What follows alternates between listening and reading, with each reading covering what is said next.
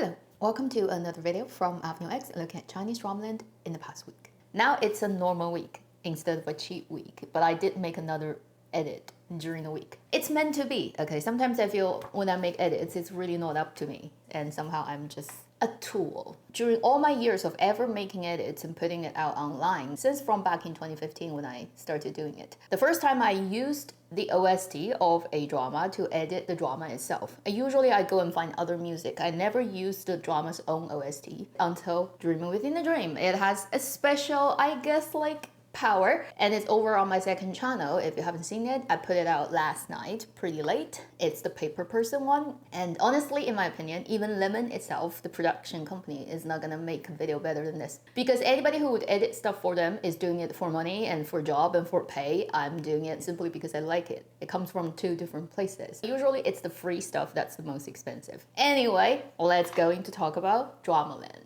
We initially said 2 weeks ago that the Li Landi, Ao Ruipeng period, 爱奇艺 36 episodes detective drama would be going live on the 16th. They didn't do that. They actually aired 3 days ahead of it. So they pulled it forward and aired it on the 13th. So as of today, the drama has already aired to like episode 16 or something, which I'm almost completely up to date. I've watched episode 15 before I sat down. This is the period drama that in every way kind of is inspired, let's say, by the success of the Imperial Coroner plus Strange Tales of Tang Dynasty. It looks like a mixture of multiple successful period setting, case-breaking dramas in the past few years, yet it's not really a great production. Its case-breaking quality is particularly very mediocre, and honestly, if you really want to scrutinize its logics, a lot of things don't actually work. Like, if you logically deduct things, it's like you can't actually arrive at the conclusion you just said based on the conditions you've observed. You are literally making a lot of jumps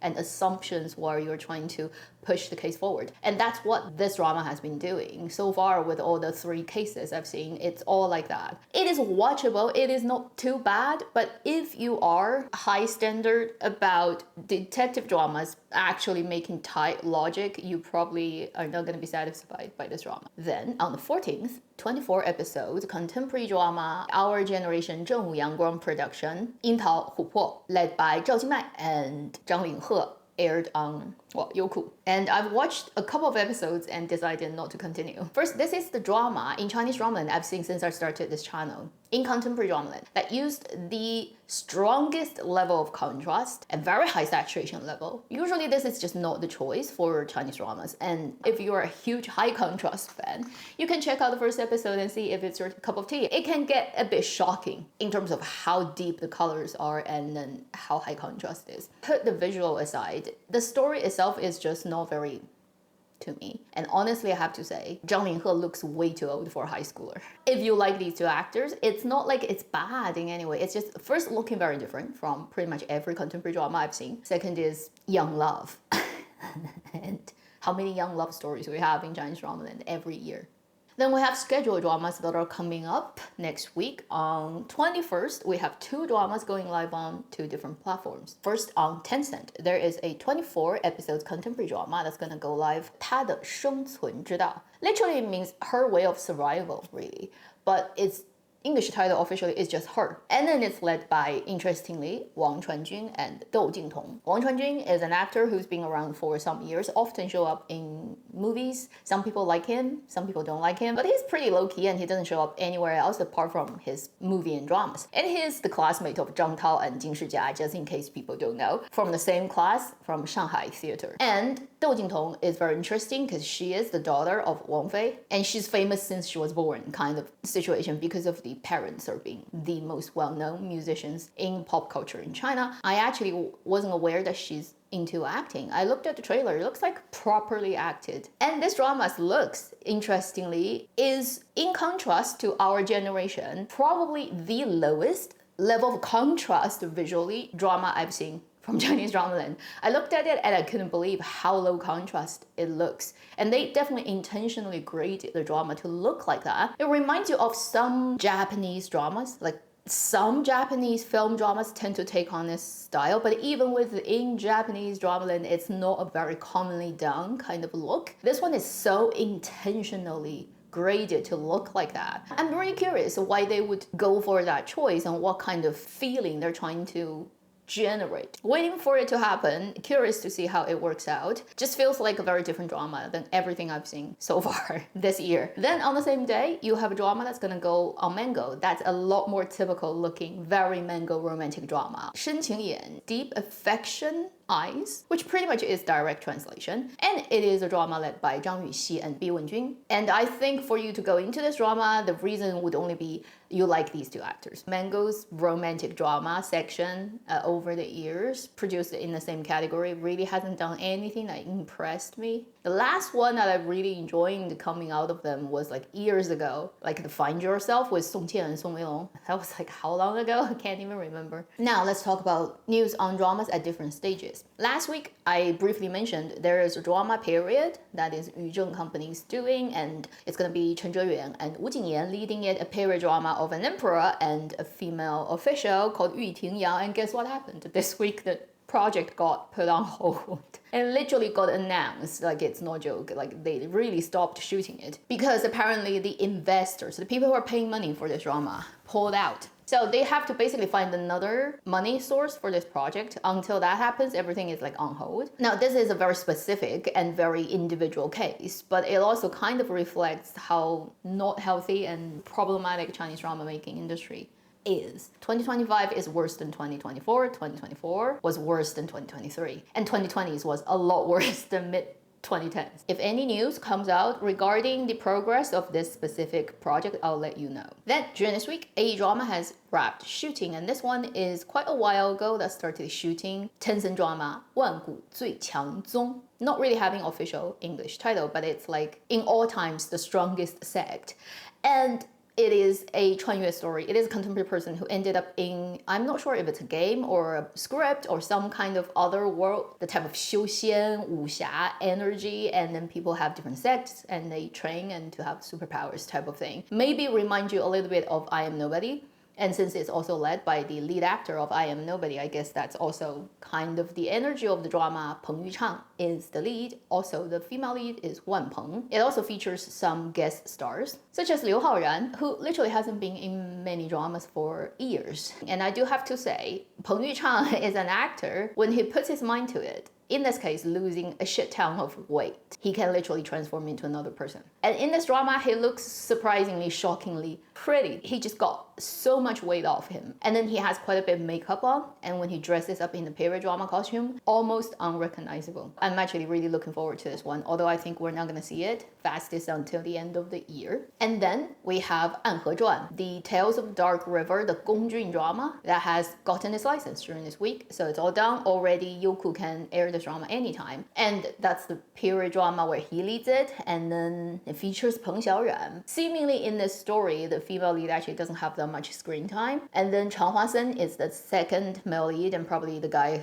who's got most amount of screen time apart from Gongjun and then a couple of other people. I definitely will hear a lot of gossip stuff about it due to I have a friend whose literally family member is on this crew and they literally were working as actors for this whole thing. So they have a whole bag of already stories ready for me to hear. So when this drama airs, I think I'll hear a lot of noises. Then we have multiple dramas that have started shooting this week. First, we've got a very short drama, 16 episodes, started shooting this week. It is a Tencent drama. It's called Xiao Fang Chu Jia, literally means Xiao Fang gets married. Xiao Fang is a girl. And it's led by Wang Yinlu and Xin Yunlai, and it's a contemporary drama. The leading character, the girl, who kind of gets pregnant first and then marry later, type of story, as a little bit satirical kind of comment on current conditions of marriage market in China, which is true that there are actually more men than women. A couple of tens millions of number discrepancy between same age group, gender, population in China for all kinds of reasons.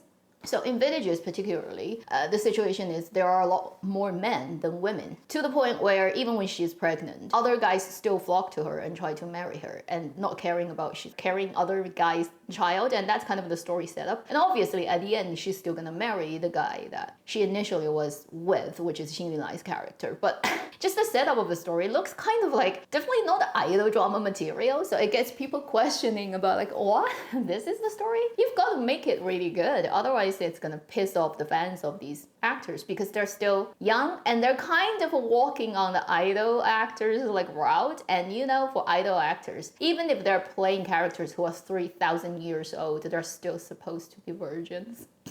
The fact that the story is like this is kind of like unexpected, let's just say. If it's an interesting script, it might be actually better than stupid idol period dramas where they're gods. And for tens of thousands of years, they do nothing but fall in love. We also have a iQIYI period drama that has started shooting called 雀骨, no English title yet. It literally means a bird's bone or a sparrow's bone. It's led by Hou Minghao and Ai Mi. And this is a period drama of a story between a fictional period drama time general and daughter of a very, very high official. Just that sounds very boring, right? But anyway, it's a typical setup of period dramas. Ai Mi is now finally becoming a lead actress. She's been playing second lead or like the lead maid for years in all kinds of dramas, like the Zhao Lusi drama, Wu Jingyan drama, and many, many other things. And finally, she's getting a drama where she's being basically number one. And she's pairing up with Hou Minghao, which would mean the drama would be very pretty to look at, for sure. But in terms of whether the acting is gonna work, chemistry is gonna work, until it comes out. Who knows? Then we also have a drama that has finally started shooting. It's been kind of talked about for months, and that is the period drama 风月不相关. I've also mentioned it before. The Days of Seclusion and Love, and whatever, like the translation. Two titles, I can't really understand why they translate into each other. It's a period drama, it's from iQIYI, and it's 36 episodes, and it's led by Deng Wei, and now the female lead is Li Wanda. They even held an event. Like, this is really rare. It's before a drama even started shooting, they did an event. But iQIYI is, if they do stupid things, I wouldn't be surprised. Honestly, I think it is allowed to exist at this point in time just because government doesn't want to see Tencent and Youku taking everything. If it becomes a Tencent and Alibaba fight in content creation land, it actually is not going to be good for the market. It's going to be even worse for monopolization. Therefore, they need a third player. So they make sure iQIYI still kicks. That's the only reason it still exists, right? In terms of if you let the market run out and battle out, iQIYI is gonna be out of the game in no time. As it's still kicking and screaming, this drama is being made. And it's really funny that when they put out the first promotion material, to make sure Deng Wei is definitely the definitive male lead and nobody can challenge his position, even now the drama has like a female lead, they gave no kidding, like gave 2 empty lines in the whole format of the post. So it's actor, leading actor, space, space, and then leading female actor and everyone else. It's like we draw physically a river in between the definitive male lead and every other slaves that exists in our story.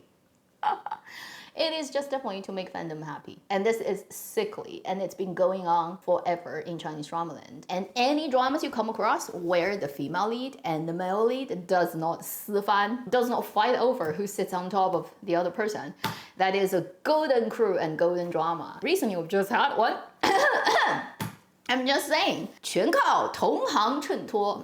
Wen Kexing's line always works. Anyway, I looked at that post and I laughed so much. You know, it's like the type of stupid actions people do, right, in broad daylight and thinking it's just all good and having no sense of shame of letting the world know that they want to create a, I don't know, like a super classified world within their system where their idol is the god and everyone else is just dust. Then we also have a drama that hasn't started shooting and it's likely to start shooting in August, but it's settled, and congratulations to Hu Yitian. He finally gets a drama after 700 days of not getting any job. So this is contemporary drama that's from iQIYI, and it's called Genius Friend 天才女友, led by Hu Yitian and Tian Xiwei. For people who still like him and want to see him in dramas, you're not going to see it this year, but you're going to see it next year because he's finally getting some work. And those are all the drama-specific stuff. Then finally, just to wrap this with a movie news. Right now, there are actually quite a few new movies going on in Chinese theater, but I think they're so far away from, let's say, international audiences world, unless you're into Chinese cinema, that First, it's not going to be distributed outside of China. Second is, it probably is not that relevant to people. One is Chen Peisi's movie, one is Jiang Wen's movie, which Jiang Wen hasn't done one for years. And this is actually a movie on Lang Lang, the pianist. The thing that really got me excited is coming up August the 2nd. I've already mentioned before, I want to mention it again. It's the full feature-length animation movie Lang Lang Shan de Xiao Yao Guai, Nobody, which is a bigger story of the 10-minute shorter story of 中国奇谭 2 years ago on Bilibili. And it's the first story of the, also called Nobody, or in Chinese version it's called 小妖怪的夏天, Little Demon's Summer. And this is basically expanded from that universe, and it is talking about 4 妖怪, a pig, a gorilla, a whatever animal, and a frog, right? They came together and they want to pretend they are the Sun Wukong and Tang Monk and the pig and the horse and the river demon team going to the west getting Buddha's teaching. They basically faked a version. They are like fraud, and they are pretending to be the real thing, and they also want to travel to the west and get the Buddha's teaching. Like, that's the setup of the story, and it's meant to be a comedy, and it, at least based on the trailer, looks really fun. It's one of those rare 2D animations now that people barely do anymore. Everything is 3D, everything is computer generated. This is like old-fashioned, and it looks actually really cute. Can't wait for it to come out, and I hope it does well in box office, because animations are so hard to make and they deserve a lot more love.